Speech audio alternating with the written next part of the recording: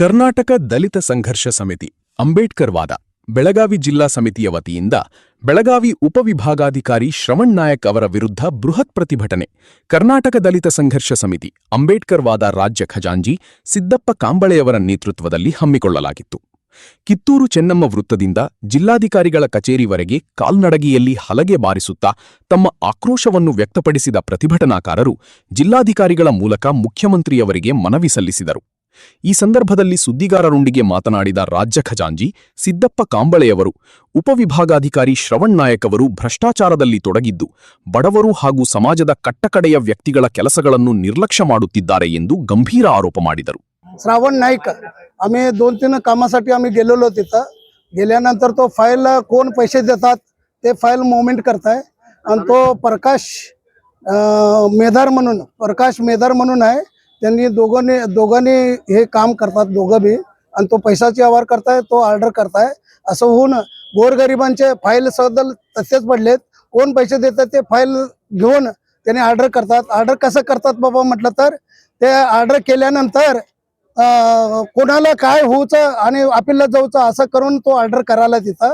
आणि मयत झालेल्या लोकांचा ऑर्डर 88 मध्ये ते मयत झालेल्या लोकांचं बी ऑर्डर केलेला आहे. तो पैसे घेऊन आणि त्यांचे उतार आलेत. आता वारसा घेऊन त्यांनी चेंज करणार ह्या प्रकारानं तो असं चालवलेलं आहे तिथं. आणि त्याच्यासाठी परवा दिवशी सुद्धा आम्ही कोर्टातलं एक ऑर्डर घेतलेलो. तिथं कोर्टामध्ये ऑर्डर घेतलेलो काय म्हणून वारशाचा ऑर्डर घेतलेलो. ते वारसा इकडे केस चालल्यानंतर ते वारसा बी कॅन्सल केलाय. तो म्हटलं तर आम्ही माझ्या हातामध्ये काय येतं ते मी कायद्याने मी करणारच. तुम्ही काय करायचं अपील करा, नाहीतर हे करीत राहा, हेच काम करीत राहा म्हणून असं बोलताय तो. त्यासाठी त्याला ह्या जिल्ह्यामधून बाहेर काढावं. नाही झालं तर आम्ही 8-15 दिवसात बघून धरणी कार्यक्रम घालणार. प्रकाश मेधार आणि श्रावण नाईक यांना जिल्ह्याचे बाहेर काढावं म्हणून माझी विनंती.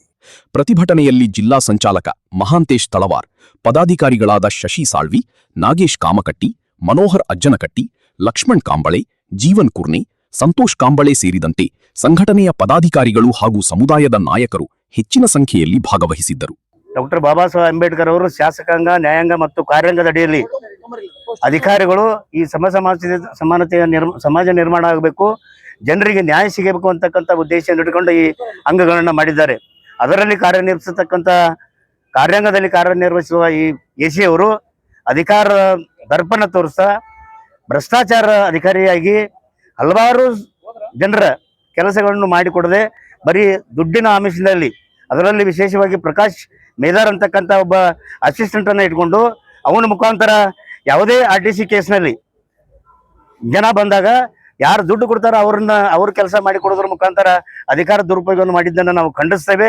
ಇನ್ನು ಮುಂದಾದರೂ ಯಾವುದೇ ಇಲಾಖೆಯಲ್ಲಿ ಇರ್ತಕ್ಕಂಥ ಅಧಿಕಾರಿಗಳು ಜನಸಾಮಾನ್ಯರಿಗೆ ಸರಿಯಾದ ನ್ಯಾಯವನ್ನು ಒದಗಿಸಿಕೊಡದೇ ಇದ್ದಲ್ಲಿ ನಮ್ಮ ಕರ್ನಾಟಕ ದಲಿತ ಸಂಘ ಸಮಿತಿ ಯಾವತ್ತಿಗೂ ಹೋರಾಟವನ್ನು ಮಾಡ್ತಾ ಬಂದಿದೆ. ಇನ್ನು ಮುಂದೆ ಕೂಡ ಅದನ್ನು ಹೋರಾಟವನ್ನು ಮಾಡ್ತೀವಿ.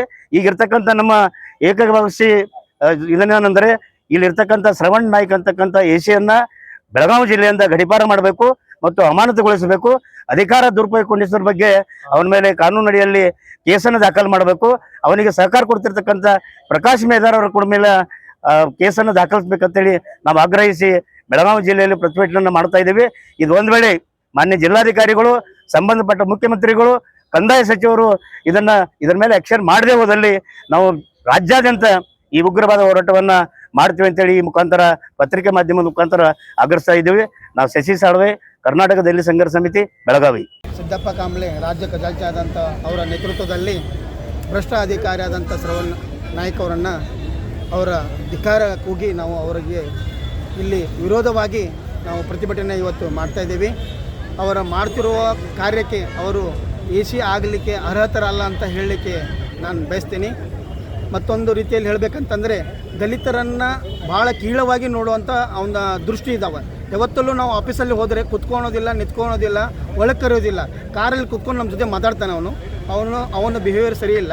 ಮತ್ತೊಂದಪ್ಪ ಅಂತಂದರೆ, ನಮ್ಮ ಖಾನಾಪುರ ತಾಲೂಕದಲ್ಲಿ ದಲಿತ ಕುಟುಂಬಗಳಾದಂಥ ಡೊಂಬರ್ ಸಮಾಜದ ನಮ್ಮ ಇವರ ಜನರನ್ನು ಎಷ್ಟೋ ವರ್ಷಗಳಿಂದ ಸ್ಮಶಾನ ಭೂಮಿ ಅಂತ ಅವರು ಹೊಂದ್ಕೊಂಡು ಹೋಗಿರೋ ಅಲ್ಲಿ ಎಷ್ಟೋ ಜನ ಸ್ಮಶಾನ ದಫನಗಳು ಮಾಡಿ ಹೋಗಿದ್ದಾರೆ.